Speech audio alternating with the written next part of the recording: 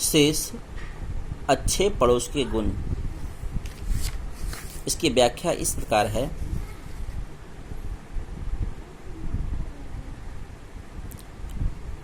कि जब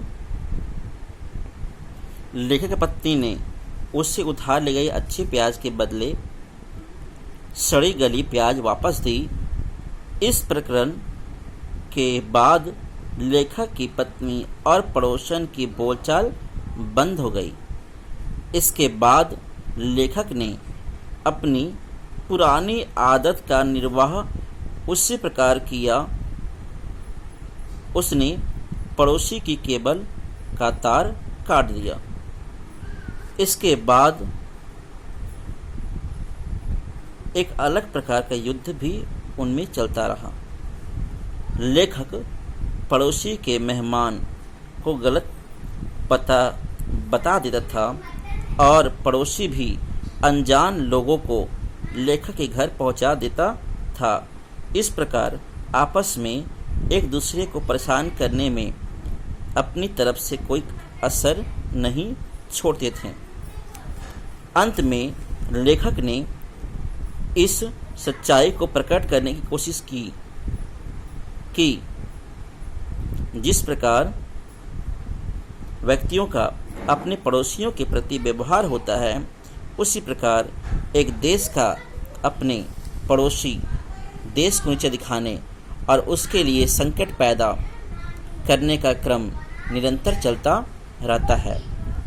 आतंकवाद बढ़ाना, सीमाओं पर गोलीबारी करना और जासूसी करवाना आदि कार्य एक परंपरा सी बन गई है।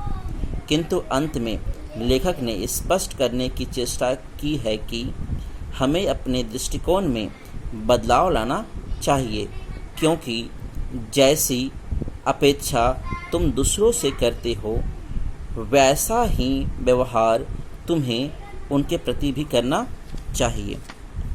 इस प्रकार यह पाठ पूर्ण हुआ। बच्चे उम्मीद करेंगे कि वे इस वीडियो को ध्यान से देखेंगे और इसको सुनेंगे।